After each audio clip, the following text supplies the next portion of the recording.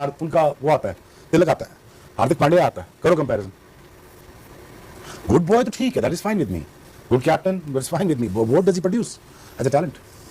मैं तो हैरान हो गया हूं भाई। अब आगे ये सीरीज पड़ी हुई है और सबसे पहले इतनी क्या जल्दी पड़ी हुई थी स्कोर अनाउंस करने की? भाई दुनिया में टेरर पैदा करना है। कर दिया भाई, मैं कह रहा हूं कर दिया। अब दुनिया वाले सोच रहे होंगे कि ये इंडिया वालों को हुआ क्या? अभी 40-45 दिन पड़े हैं, अभी न्यूजीलैंड की सीरीज पड़ी है। क्या स्क्वाड है, ये क्या टीम है, ये किस तरह से टीम की सिलेक्शन हुई है। ओह माय गॉड भाई, क्या जबरदस्त किस्म का स्क्वाड आया है। जो स्क्वाड इंडिया ने वर्ल्ड कप का 15 अपनी स्क्वाड अनाउंस किया भाई, एक भी ऐसा लिंक नहीं है मैं बोलूं कि यार ये कमजोर कड़ी है। बेस्ट ऑफ बेस्ट इन्होंने स्क्वाड बनाया है। थोड़ा सा एक मुझे लगता है कि हो जाता अगर जो है ना वर्सेस राणा की जगह अगर मोहम्मद शमी आ जाए। अगर रोहित नहीं है तो उसकी जगह अभिषेक शर्मा है, अगर ऋषभ पंत नहीं है तो उसकी जगह ईशान किशन है, अगर विराट कोहली नहीं है तो उसकी जगह तिलक वर्मा है, अगर सिराज नहीं है तो उसकी जगह हर्षित राणा, अगर चाहल नहीं है तो उसकी जगह वरुण चक्रवर्ती है।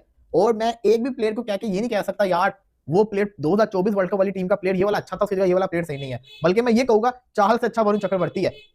मैं तो ये कहूंगा कि ऋषभ पंत जैसे खेला था पिछले वर्ल्ड कप के अंदर उससे better Ishan Kishan current form के अंदर है। तो भाई T20 वर्ल्ड कप का स्क्वाड है इंडिया का या ये धमाका किया है। और इसमें जिस तरह का स्क्वाड आया है एज पाकिस्तानी फैन तो हम हैरान होकर रह गए कि भाई ये। अगर आप बात करेंगे तो संजू सैमसन एक डिजर्विंग कैंडिडेट है बॉस, और आपको पता है कि उसकी जो वाइब्स हैं वो बिल्कुल ही अलग है। ठीक है, तो संजू सैमसन आ गए, अनाउंस कर दिया अपनी T20 वर्ल्ड कप के लिए स्क्वाड, और उसमें इनका वाइस कैप्टन शुभू ही नहीं है। शुभन गिल की परफॉर्मेंस ही नहीं चल रही है। शुभू की जगह ओपन करेंगे मेरे ख्याल से अभिषेक के साथ संजू सैमसन। संजू सैमसन इज बैक, और वो अच्छा खेल रहा है। सेकंड विकेट कीपर ऑप्शन के लिए उन्होंने बुला लिया ईशान किशन को। So not a bad player, is a very good player, very good. कि ऑब्वियसली शुभमन गिल को टीम से बाहर करना इट्स अ बिग डिसीजन। ये अलग बात के कल आपको मैंने जब कहा था कि आपने कहा था कि उनको निगल है, तो मैंने कहा निगल नहीं है निकल है। तो वो वाकई वो वही मामला हुआ। अलग है लाइक दिस फादर कास्ट गाय। लगता है कि पूरे जो स्क्वाड इसमें सबसे डेंजरस तबाही मचाने वाला भाई सारी तबाही वाले बंदे हैं, किसी एक का नाम कैसे लें? 15 के 15 मैं ये सोच रहा हूं इसमें टीम 11 की टीम कैसे बनेगी? किसको बिठाएंगे, किसको खिलाएंगे? तो भाई T20 वर्ल्ड कप का स्क्वाड है इंडिया का या ये धमाका किया है। और इसमें जिस तरह का स्क्वाड आया है एज पाकिस्तानी फैन तो हम हैरान होकर रह गए कि भाई ये क्या स्क्वाड है, ये क्या टीम है, ये किस तरह से टीम की सिलेक्शन हुई है। ओह माय गॉड भाई, क्या जबरदस्त किस्म का स्क्वाड आया है। और जिस तरह से प्लेयर्स को डाला गया है और जिस तरह से गिल की छुट्टी हुई है, तो भाई ये एक तगड़े सिस्टम को दर्शाता है, ये बहादुरी को सिलेक्टर्स की बताता है और इंडिया के क्रिकेट स्ट्रक्चर की डेप्थ को बताता है। तो भाई जिस तरह से ये स्क्वाड की सिलेक्शन हुई और जिस तरह का स्क्वाड निकल के आया उस बारे में डिटेल से आप लोगों के साथ बात करेंगे। क्या इस स्क्वाड का मुकाबला पाकिस्तान कर सकता है? क्या पाकिस्तान जो अब तो खबर ये भी आ रही है पाकिस्तान के वाले से कि शायद बिग बैश छोड़ के प्लेयर ने कहा ना हमने श्रीलंका सीरीज खेल दी है, वर्ल्ड कप में हमारा पता ना कटाओ। तो क्या हम श्रीलंका में खेल के उसके बाद जब श्रीलंका को फेस करेंगे, इंडिया को फेस करेंगे, तो क्या हम इंडिया को हरा पाएंगे? आपका फाजिल काका पंजाबी मुंडा खा गया इंडिया के सिलेक्टर्स अजीत अगरकर, गौतम गंभीर। ये क्या इंडिया का स्क्वाड आ गया बाहर भाई, सब देख रहे थे और अब तो सब बड़ा डाउट की निगाह से भी देख रहे हैं कि जब वो इंजरी हुई थी, ये क्या इंजरी थी, इसकी कुछ समझ नहीं आई है। और जिस तरह से मतलब it's not only one surprise भाई, शुभमन गिल स्क्वाड से ही बाहर, एक सरप्राइज, ईशान किशन की स्क्वाड में एंट्री दूसरा सरप्राइज, जितेश शर्मा बाहर तीसरा सरप्राइज, और रिंकू सिंह ने तो आना ही था। तो मतलब कैसे देखते हैं इंडिया ने बड़े बोल्ड स्टेप्स लिए हैं बाहर भाई, दे are so keen to win world cup. Obviously ये बोल्ड स्टेप्स हैं और उनको लेने चाहिए थे। उसकी वजह ये है कि they are hosting this world cup. तो जब आप होस्ट कर रहे हो तो जिम्मेदारी और बढ़ जाती है कि आपने अपने क्राउड के सामने, अपने होम कंडीशंस में, अपने होम ग्राउंड्स में आपने खेलना है। तो आपके पास कम से कम जो आपके खाने हैं वो सब के सब टिक होने चाहिए और टीम आपकी परफेक्ट होनी चाहिए। खेलेगी कैसे, ये ऑब्वियसली मैदान में ये होना है, लेकिन ऑन पेपर्स तो आपकी टीम में जो खामियां हैं उनको दूर करने की जरूरत होती है और वो मेरे ख्याल में काफी हद तक उसको इंप्रूव किया गया है स्क्वाड में। बोल्ड स्टेप्स बगैर किसी डाउट के आप कहेंगे कि ऑब्वियसली शुभमन गिल को टीम से बाहर करना इट्स अ बिग डिसीजन। ये अलग बात के कल आपको मैंने जब कहा था कि आपने कहा था कि उनको निगल है, तो मैंने कहा निगल नहीं है निकल है। तो वो वाकई वो और वो उन्होंने वही अप्रोच दिखाई है, पहली टीम बनी। देखो आप शुभमन गिल की बात करके सबसे ज्यादा जो हैरानी वाली बात है वो ये है कि शुभमन गिल इस पूरे 15 अपनी स्क्वाड का वीकेस्ट लिंक थे, सबसे कमजोर कड़ी थे और लग रहा था कि उनको तो लाजमी खिलाया जाएगा, प्लस ओपनिंग भी कराई जाएगी। उनको निकाल दिया, चलो उनको निकाल के एक झटका तो दिया सबको कि सब हैरान रह गए कि यार इतना बड़ा डिसीजन, ये तो वाकई वर्ल्ड कप जीतने के लिए तैयार है। दूसरा जो हैरान कौन डिसीजन था, जो मैं सोच भी नहीं सकता था कि ये इतना बड़ा डिसीजन लेंगे, ईशान किशन को स्क्वाड में शामिल कर दिया, अलग सोने पे सुहागा।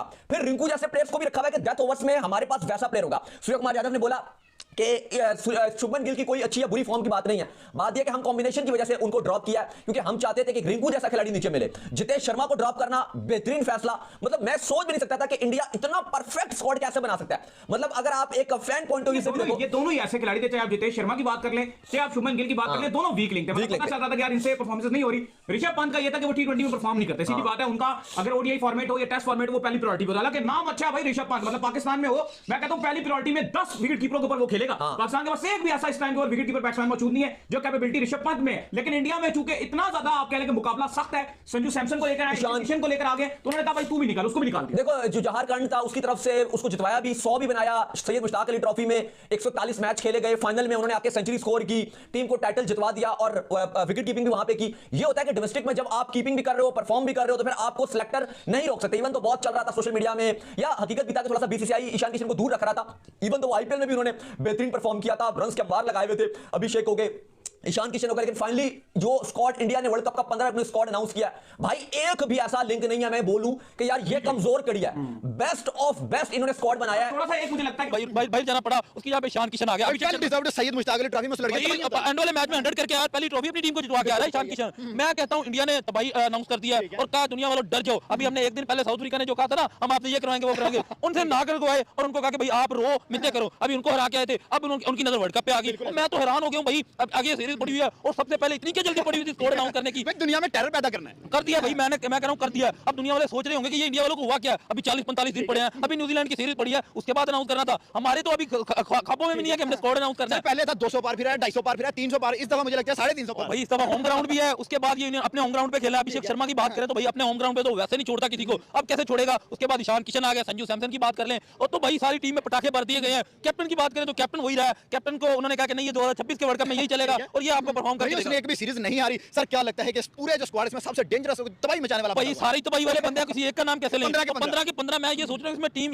11 की टीम कैसे बनेगी। दोस्तों जैसा कि आपने पाकिस्तानी मीडिया का रिएक्शन देखा, जो स्क्वाड दोस्तों भारत का इस T20 वर्ल्ड कप के लिए अनाउंस हुआ उसे देख हर कोई हैरान है।